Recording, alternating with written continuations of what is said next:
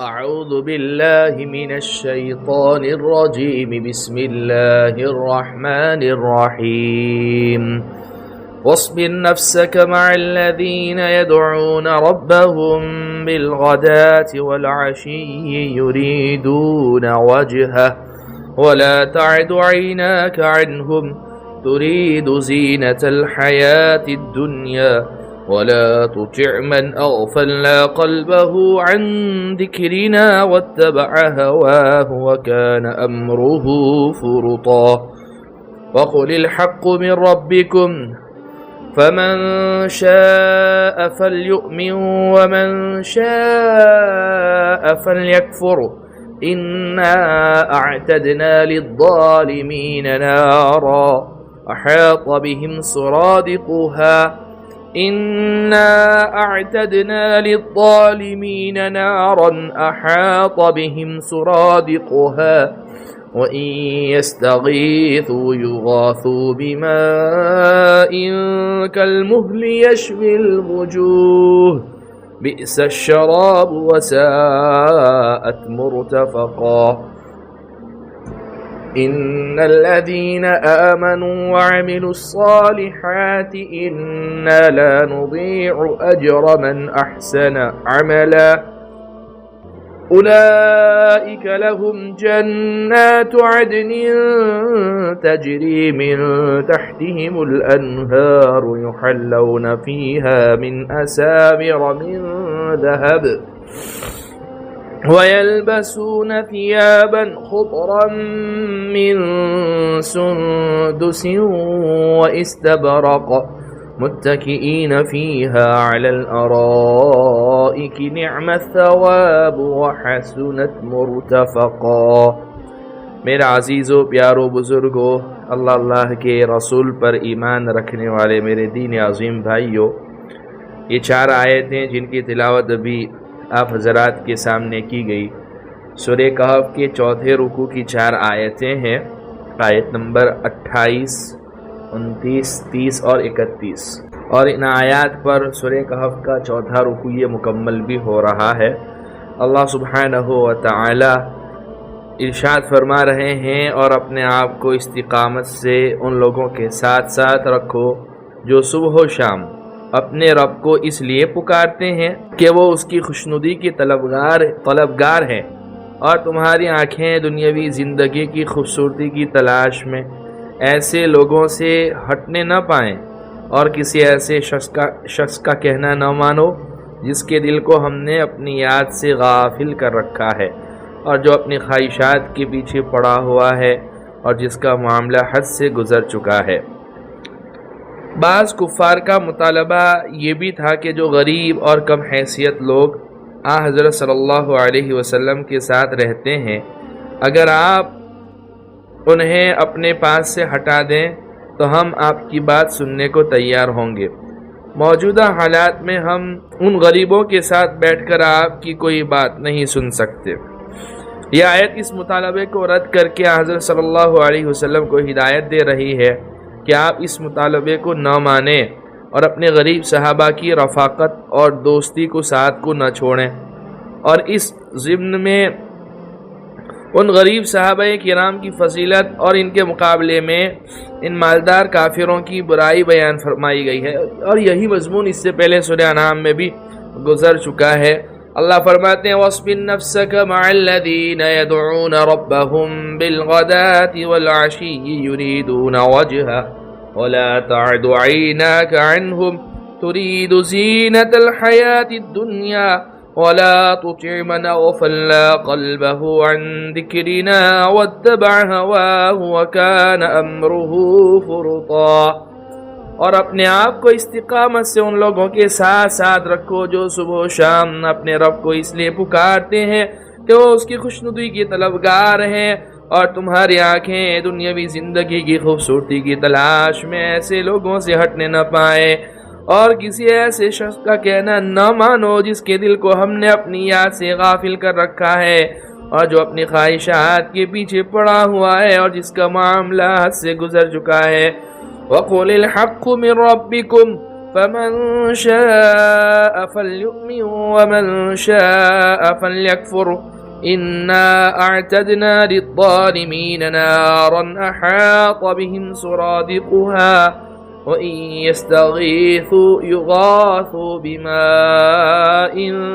كالمهل يشوي الوجوه بئس الشراب وساءت مرتفقا۔ اور اے نبی جی کہہ دو کہ حق تو تمہارے رب کی طرف سے آ چکا ہے، اب جو چاہے ایمان لے آئے اور جو چاہے کفر اختیار کرے۔ یعنی حق کے واضح ہو جانے کے بعد دنیا میں کسی کو ایمان لانے پر زبردستی مجبور نہیں کیا جا سکتا، البتہ جو شخص ایمان نہیں لائے گا اس کو آخرت میں بے شک ایک خوفناک عذاب کا سامنا کرنا پڑے گا۔ اس لیے اللہ فرماتے ہیں جو چاہے کفر اختیار کرے، جو چاہے ایمان لے آئے، ہم نے بے شک ایسے ظالموں کے لیے آگ تیار کر رکھی ہے جس کی قناتیں ان کو گھیرے میں لے لیں گی، اور اگر وہ فریاد کریں گے تو ان کی فریاد کا جواب ایسے پانی سے دیا جائے گا جو تیل کی تلچھٹ کی طرح ہوگا جیسا ہوگا، اور چہروں کو بھون کر رکھ دے گا۔ کیسا بدترین پانی اور کیسی بری آرام گاہ۔ ہاں، اگر ایمان نہیں لے کے جائیں گے دنیا سے اور اللہ کے پاس حاضر ہوتے وقت ایمان نہیں ہوگا تو پھر جو ہے ان دقتوں کا، ان عذابوں کا جو ہے نا سامنا کرنا پڑے گا، پھر حالات وہاں برے ہو جائیں گے اور جو ہے دائمی عذاب کا سامنا کرنا پڑے گا۔ بہت برا ٹھکانہ ہے۔ اللہ نے جہاں جہاں جہنم کا تذکرہ کیا ہے تو اس کی کیفیت میں اس کی حالت کو اور اس کی صفات کو بیان کرتے ہوئے اللہ نے اسی بات کو بیان فرمایا ہے کہ وہ بہت برا ٹھکانہ ہے۔ ہاں، پیاس لگے گی، وہ جو پانی دیا جائے گا وہ جو ہے نا جہنمیوں کا پیپ ہوگا، کھولتا ہوا جو انتریوں کو کٹ کر دے گا، اس طرح کا جو ہے نا۔ اس لیے فرمایا کیسا بدترین پانی اور کیسی بری آرام گاہ۔ اور دوسری طرف ایمان والے، ان کا کیسا اکرام ہوگا کہ جنہوں نے دنیا میں اپنی خواہشات پر کنٹرول اور قابو کیا ہوا ہوگا اور جو ہے اللہ کے احکامات کے مطابق، اللہ کے نبی کے طریقوں کے مطابق زندگی گزاری ہوگی تو اللہ سبحانہ و تعالی ان کا اکرام فرمائیں گے۔ انہیں جو ہے سونے کے کنگن، سونا وغیرہ پہنایا جائے گا، ریشم وغیرہ پہنایا جائے گا دنیا میں، حالانکہ دونوں مردوں کے لیے حرام ہے۔ آخرت میں ان کے لیے وہی چیز زینت کا سامان ہوگی۔ اللہ فرماتے ہیں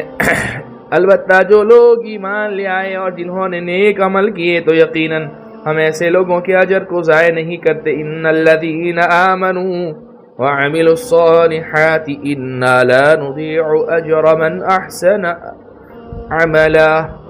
البتہ جو لوگ ایمان لائے اور جنہوں نے